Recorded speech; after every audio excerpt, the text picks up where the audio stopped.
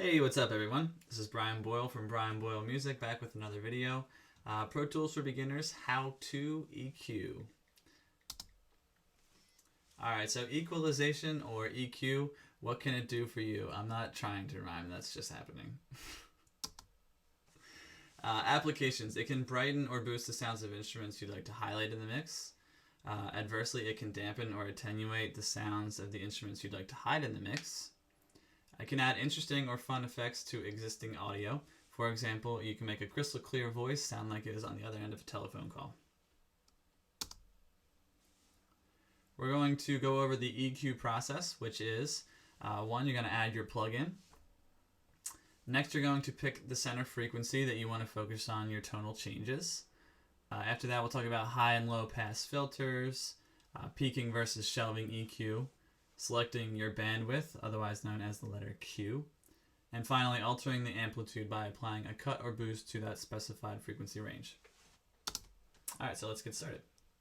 Alright, so I've got Pro Tools open, and we're just going to go through the EQ process from start to finish. First thing we're going to do is add a plugin, and I've got my inserts conveniently on the edit window. I can zoom in a little bit here for you so you can see. Most of you will you will absolutely have it on your mix window. So if you switch there with a command equals shortcut, you can click on this space up here, navigate to plugin, EQ, and we're going to select specifically the EQ37 band. So let's go ahead and pick that. I'm going to switch back to the edit window so we can see the guitar audio. And let's take a quick listen.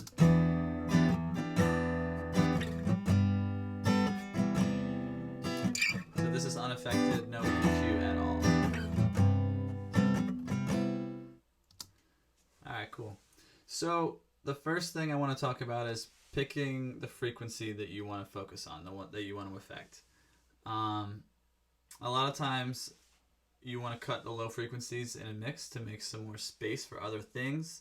The low frequencies have a tendency to pile up. So a really useful tool is what's called a high pass filter. And this HPF is exactly what that's what that stands for, is high pass filter. So in order for it to actually be functioning, you need to click this here. That's the on button. And this is your Q, your bandwidth.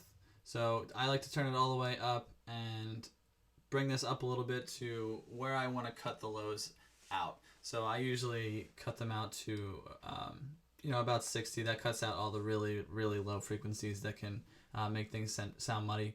And then you can change your bandwidth, which affects how many frequencies to either side are being affected, or how wide that range is. So let's leave that there. That's your high pass filter. It lets the highs pass through and filters out the lows. That's what that means. It's kind of confusing and backwards, but I still have to say it to remind myself. All right, next we're going to take a look at the low filter. That's this one here, and they're all color coded as well. So you can see this is red, which corresponds to the red here. So another way to do this is I can drag this and move it around, and you can see it affecting the frequency as I go left to right. And if I go up or down, that affects the gain or the volume. So another way to manipulate the EQ if, turning the knobs isn't your style. But a good thing to know is what they do, so you can, fine tune it at the end.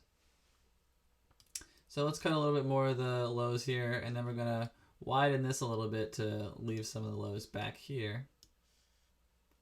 Okay, now we've got it cut a little bit different here. You can see this is the main path it's following. And then we can boost them a little here. I'm going to make that a little wider.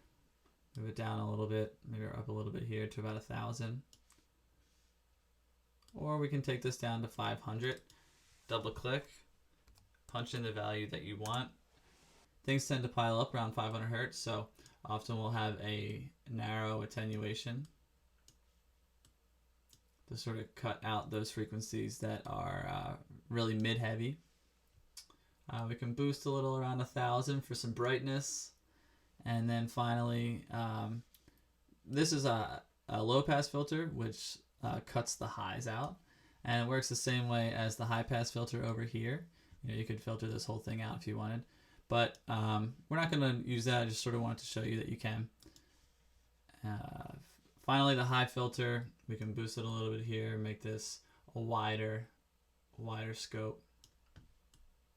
Or if we want, we can make it really narrow and boost it really weird like that. This is a shelf EQ. It affects only the frequencies to one side.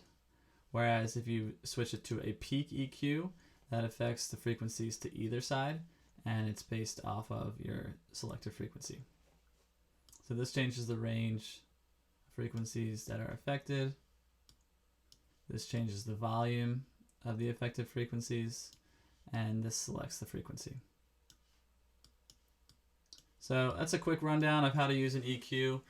Just remember to have fun with it. Trust your ears. If it sounds good to you, it'll sound good to other people. Don't be afraid to make mistakes. Check out some of the presets that are in here that you have available to you. There's some really fun ones under the special effects. Like if you wanted it to sound like it was a telephone, like we were talking about in the intro. This is what you would do. You could select telephone. And then from there you could even manipulate it. You could move it around. Do all sorts of different stuff. Alright, that's it for this video. Thanks so much for watching. Please subscribe and feel free to leave comments or questions below. And keep on making music.